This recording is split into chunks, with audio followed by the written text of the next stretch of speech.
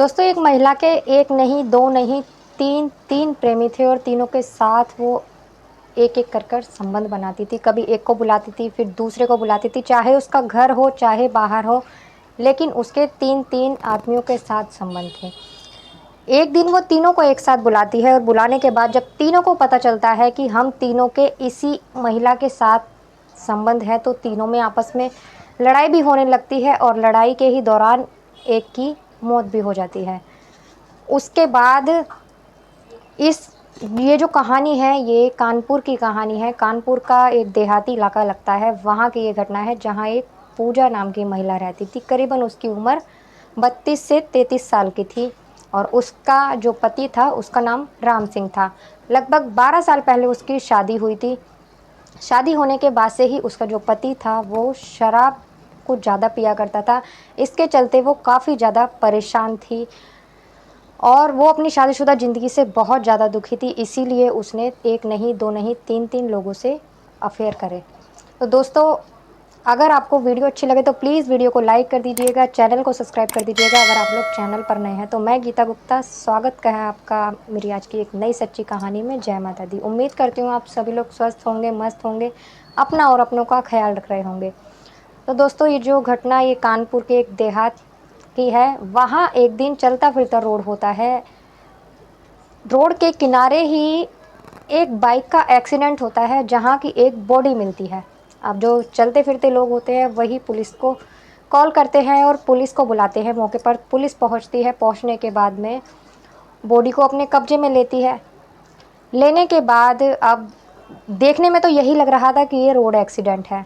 अब आसपास के लोगों से पूछताछ की जाती है कि इसकी शिनाख्त हो सके, कोई पहचान सके इसको, लेकिन कोई नहीं पहचानता। कि तभी थोड़ी देर में एक महिला वहाँ आती है जो कि बहुत ज़ोर-ज़ोर से रो रही थी। आने के बाद वो कहती है कि ये मेरा पति है और ये मेरा पति घर से निकला था काम के लिए और अब मुझे पता चला है कि उसकी मौत हो गई है, एक्सीडेंट हुआ है।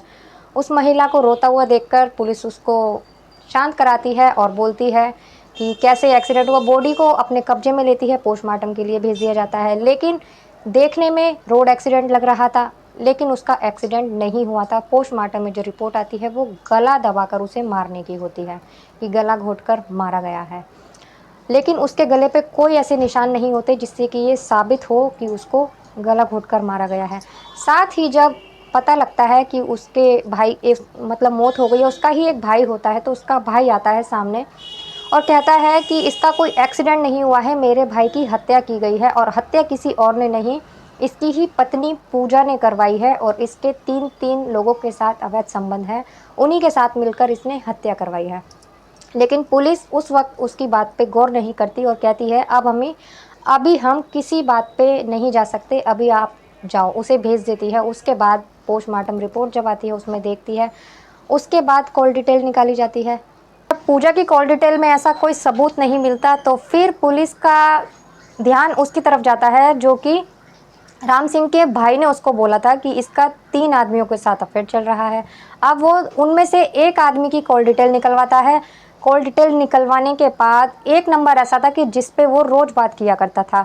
साथ ही उसी नंबर पे वो जो 2 इंसान और थे, जो उसके 2 प्रेमी और थे, उनका वो भी इसी नंबर पर बात किया करते थे। अब उस नंबर की छानबीन की जाती है तो वो नंबर पूजा का ही होता है, जो उस वक्त की बंद था, जिससे वो एक अलग सिम पूजा ने ले रखी थी, जिससे उन तीनों से वो बात किया करती थी, लेकिन उस टाइम वो नंबर बंद होता है।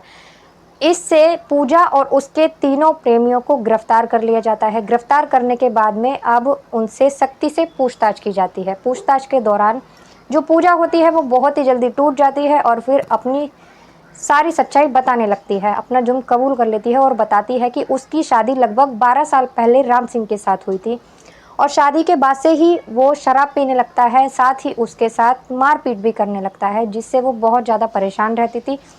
और तो और उसका ये भी शिकायत थी कि वो उससे कभी भी प्यार से बात नहीं करता था, उसको कभी भी मतलब पत्नी का दर्जा या पत्नी की तरह ट्रीट नहीं करता था। उसके बाद उसके संग जानवरों जैसा बिहेव करता था, जिससे वो बहुत ज़्यादा परेशान हो चुकी थी।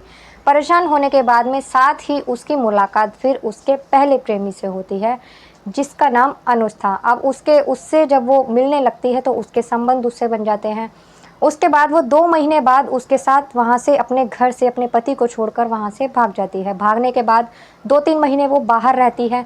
बाहर रहने के बाद में जब वो 2 लोग अलग रहते हैं तो वो दोनों सोचते हैं कि चलो अब फिर से गाँव चला जाए, क्योंकि उनके पास कमाई का कोई ज़रिया नहीं था बाहर।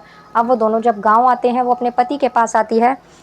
पति उसको उल्टा-सीधा बोलता है, लेकिन उसे रख लेता है अपने घर में। रखने के बाद वो उससे मिलती रहती है अपने प्रेमी से। साथ ही उसका पति पहले उसे मार पीटता था, उससे ज़्यादा अब उसके साथ वो ज़्यादा उसको परेशान करने लगता है, क्योंकि अब वो किसी अपने प्रेमी के साथ भाग चुकी थी और फिर वापस आई थी, तो उसका जीना और ज़्यादा दुश्वार कर देता है। अब उसका अनुज से मिलना भी दुश्वार हो चुका था पूजा का।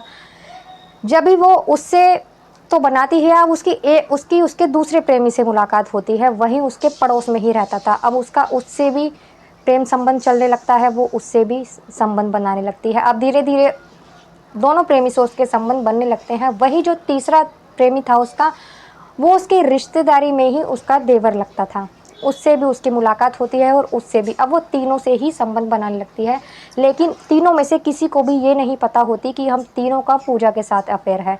तीनों में से एक दूसरे के बारे में किसी को नहीं पता होती। वो अलग-अलग दिन उनको बुलाया करती थी, लेकिन जब उसका पति उसे ज़्यादा परेशान करने लगता है, वो अपने पति से कुछ ज़्यादा परेशान हो जाती है, वो तो तीनों को एक दिन अपने घर बुलाती है। जब तीनों उसके घर आते हैं एक ही टाइम पे, तो तीनों एक दूसरे को देखकर चौंक जाते हैं, और फिर जब उन्हें ये पता चलता है कि इसके हम तीनों के साथ ही संबंध है, तो तीनों पूजा के ऊपर भड़क पड़ते हैं और पूजा से लड़ाई करने लगते हैं। जो पूजा होती है वो उनको समझाती है, कहती है तुम तीनों से मेरे संबंध हैं और मैं अपने पति से बहुत ज़्यादा परेशान हूँ। आज अगर तुम चाहो तो मेरे साथ कुछ भी कर सकते हो, लेकिन मैं अपने पति को रास्ते से हटाना चाहती हूँ, उसके लिए तुम्हें मेरी मदद करनी पड़ेगी। और वो कहते हैं कि हम तुझसे रिश्ता नहीं रखना चाहते। वो कहती है जिससे मुझसे रिश्ता रखना है वो रखो, या तुम में से कोई मुझसे शादी तो करेगा नहीं, और या फिर तुम में तीनों में से जिसे मुझसे शादी करनी है मुझसे शादी कर लो और बाकी के चले जाओ। अगर शादी नहीं भी करोगे तो कोई बात नहीं, मुझे पता है तुम तीनों में से मुझसे कोई शादी नहीं करेगा। ऐसे ही मैं तुम्हारे साथ मज़े लेती हूँ, तुम भी मज़े लेते हो, इसीलिए तुम्हें इस बात से नहीं फ़र्क पड़ना चाहिए कि मेरे कितने लोगों से संबंध है। ऐसा कहने के बाद वो उसे अपनी बातों में बहला लेती है, फुसलाती है और बताती है कि मेरे पति को रास्ते से हटाना है। साथ ही उनको उसके लिए तैयार कर लेती है और उन्हें बताती है कि कल जैसे ही ये घर से निकलेगा तो मैं तुम्हें कॉल कर दूँगी। ऐसा करने के बाद ऐसा ही होता है जैसा उन्होंने सोचा होता है। दूसरे दिन जब राम सिंह घर से निकलता है, वो उन तीनों को फ़ोन कर देती है। राम सिंह जिस जगह होता है वो वहीं पर पहुंच जाते हैं। जाने के बाद चलती बाइक से उसको गिरा देते हैं। गिराने के बाद उसका गला घोंटकर उसकी हत्या कर देते हैं, और साथ ही ऐसा कर देते हैं जैसे कि बाइक रोड से घिसटकर उसकी हत्या हुई हो, रोड एक्सीडेंट हुआ हो उसका। लेकिन जब पोस्टमार्टम होता है तो उसमें साबित हो जाता है कि इसकी गला घोंटकर हत्या की गई थी। बाद में उसे वहाँ ये सबूत बनाए गए थे कि जिससे ऐसा साबित हो। लेकिन जब बाइक से एक्सीडेंट होता है रोड का, तो घिसड़ने के किसी चीज़ के निशान होने चाहिए, उसकी बॉडी पे कोई भी ऐसे मार्क नज़र नहीं आए थे, जिससे उन तीनों को गिरफ्तार कर लिया जाता है। उन तीनों को सज़ा हो जाती है, पूजा को भी सज़ा हो जाती है। दोस्तों, ये कहानी सुनाने का उद्देश्य किसी को परेशान करना, किसी को दुखी करना नहीं है, आप लोगों को जागरूक करना है। मिलते हैं अगली किसी वीडियो में एक नई सच्ची कहानी के साथ। तब तक के लिए नमस्कार।